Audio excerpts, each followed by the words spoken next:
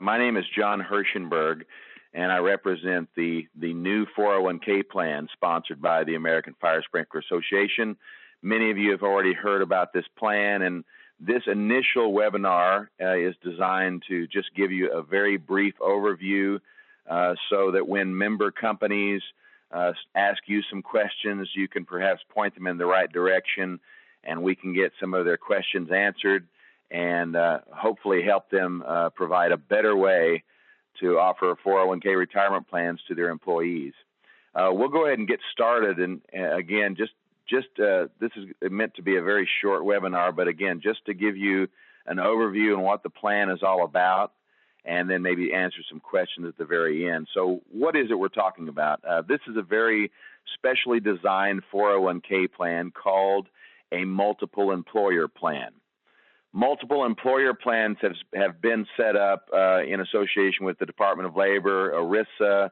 AFSA is the organization that governs all 401k plans in this country, and the IRS. The actual design was set up 20 plus years ago, and it was set up for large organizations to have one large 401k plan and then allow smaller companies to attach onto that plan for the sake of efficiencies and administrative simplicity and all of that. So this is called a multiple employer 401k plan, very compliant.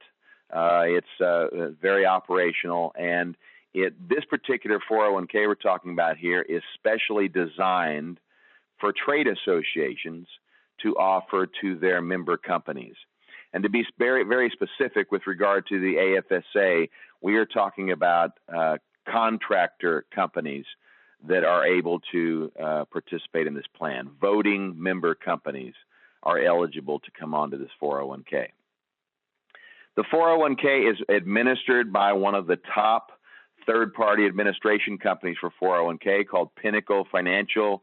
I represent Pinnacle and have for about 18 years now. One of the advantages we have of them being on board with AFSA is they are really the leader in administration and record keeping for multiple employer plans across the country. So they have many trade association partners that they do 401ks through, and they're very good at what they do and have been doing it for 20 plus years. The investment options offered under the 401k plan are managed by another top company in the 401k world, Transamerica.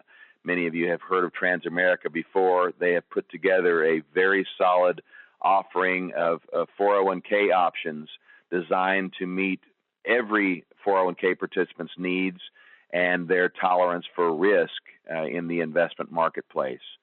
So we've got a top 401k plan here administered by Pinnacle, and the investments are handled by Transamerica. The key benefits to the members, and as we're talking with the chapter leaders here from across the country, this is important to communicate because we certainly don't expect you to become experts in this very important benefit, but what we would like you to know are the bullet points as far as what would draw a member company to want to receive more information about this important benefit. The basic benefits can be divided into three very important categories. Number one, we seek to reduce the plan costs associated with a business offering 401k. If a business has an existing 401k plan, the likelihood is very good that we're going to reduce their overall cost, administratively speaking, and what the participants actually pay for the 401k. We're going to reduce those costs. So that's certainly a good benefit. Any business not looking to reduce their costs and become more efficient may not be in business long. So this is something that appeals to just about every business when it comes to cost reduction for any kind of employee benefit, considering you can still keep the quality of the benefit high, which is what happens here. The second benefit involves reduced in-house administration.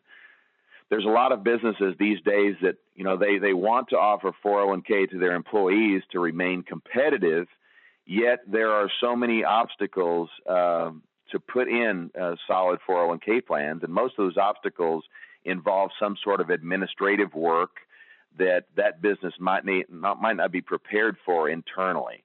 I mentioned AFSA, the organization that governs 401k. They have literally laid down a laundry list of items that every company has to comply with just to offer 401k. There are operational and reporting duties. There are duties associated with keeping the investments in line, and all of these create a pretty high level of administrative burden, again, for a business that wants to offer their own plan. So under the association's plan, there's a great reduction in the in-house administration that is needed to offer the plan to your employees.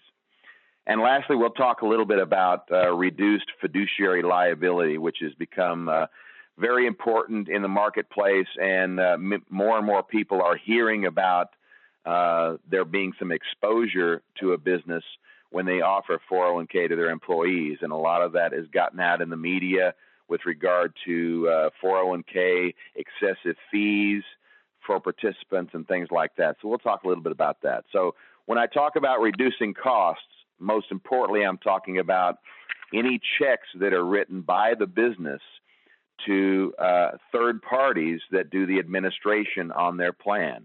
There are different parts of the administrative functions that they can outsource, and there's a price and a price tag associated with that outsourcing of those roles. So any of those costs that are paid by employers to keep the 401k running within their business, when we make a comparison, when we show them what the cost reduction could be by using the association's plan, that's where the rubber meets the road, and that's what it could be one of the drawing points to take a look at this plan to see if it might work for their business. We're also talking about participant-paid administrative costs. There's quite a bit of flexibility in 401k, and companies offering 401k plans are actually allowed by AFSA to take a lot of 401k related expenses and just deduct from the participant's account. And, again, there's been a lot of excessive abuse about that across the country, and we seek to find some of those plans where there are excessive fees and help both the employer and the participants by offering a more efficient plan. Lastly, investment management fees. There are 401k plans out there that may not have been reviewed over the last 3 to 5 years, but all in all, investment management fees are being trimmed down for the sake of what we would call full fee disclosure. Again, just within the last year or so, there's been a lot of full disclosure mandates by AFSA that says employees deserve a right to know all the fees associated with their 401k. So investment management fees are being more efficient these days, and this association plan has very, very competitive investment management fees within those. When I talk about reduced administration, I'm talking about things that need to be done, again, to keep the plan operational, things that are reporting back to participants, reporting to the IRS, proper forms and reporting throughout the year, the tasks associated with getting employees information, getting employees enrolled, when employees leave the business, getting them their proper distributions. There's a lot of administration to that we would call operational. When it comes to investment compliance, there are guidelines that actually require businesses to have an internal investment committee to actually monitor their investment funds and pull out the funds that are below the benchmarks in that particular risk category. I don't want to get over anyone's head here, but suffice to say that AFSA has laid down a lot of compliance regulations that a lot of businesses can't really keep up with. So what you have there are a lot of 401k plans that are out of compliance and are not operated in the way AFSA says they need to be operated. We'll get to more about that in a minute. And then there's, of course, year-end administration. There are 5,500 forms to file. There is 401k testing that needs to be reviewed. The bottom line with all this, and for you chapter leaders to know that by joining the association's plan, all of this administration, or virtually 99% of it, is outsourced, and that business no longer needs to deal with it. Let's talk about the fiduciary liability for a minute, because again, this has been the exposure on and the additional media coverage on liability associated with 401k has really increased over the last few years, especially since 2008.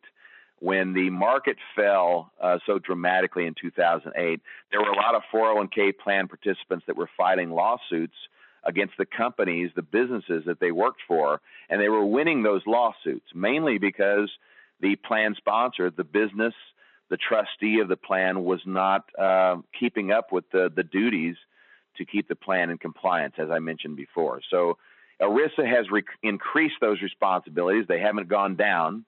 And so there is this need to take a more closer look at fiduciary liability and how that can be managed.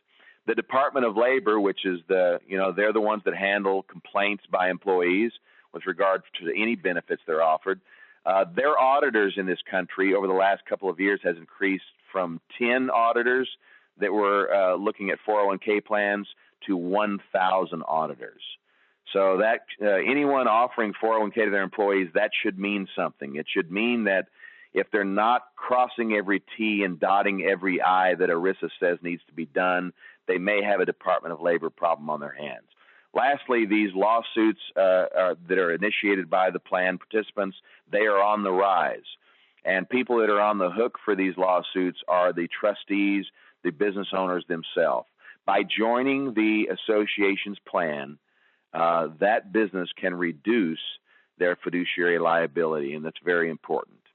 So what should we say to our chapter members, and what should the chapter members say to member companies wanting more information? Number one, we're looking to reduce their plan costs associated with their existing 401k. Certainly, this plan is also offered to contractor companies that don't currently have a 401k. They may never have put one in place because of the cost and administration, and now they have a solution for that. Point number two is we're going to reduce their in-house administration.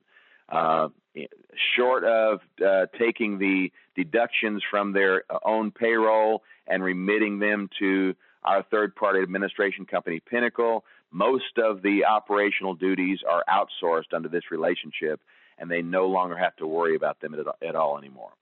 And then we're going to have reduced fiduciary liability. By joining the association's plan, that business is no longer the plan sponsor, where most of the liability lies. The business owner is no longer the plan trustee, where a lot of the fiduciary liability lies, and no one is the plan administrator any longer. So those roles are now within the association. What we'd like to tell every contractor company that's interested in taking a look at this very important benefit offered by the AFSA, to receive a no-cost proposal, contact myself, John Hirschenberg. You see my number right there, 817-300-5539. We're going to be doing a lot within the next month or two to get the word out about this very important benefit. A lot of businesses, they're evaluating their own 401k plan. They look to the end of the year as to see if there's a better option out there for 401k. So we're going to be spending the rest of this fourth quarter getting the word out, building proposals for member companies, showing comparisons between the costs associated with this plan and what the cost is with their current plan. And we're going to bring a lot of businesses onto this new association plan. I have an email there, john.hirschenberg@pfslink-e.com. Again, you'll be sent all this contact information again. Jeff Livaday has already been great about getting the word out. I have another in-house partner on this line. His name is Trey Galuppi from Pinnacle. Pinnacle is always there to help us and answer questions whenever any of the association contractor members want information about this very important plan. So again, to receive a no-cost proposal, you've got my phone number right there.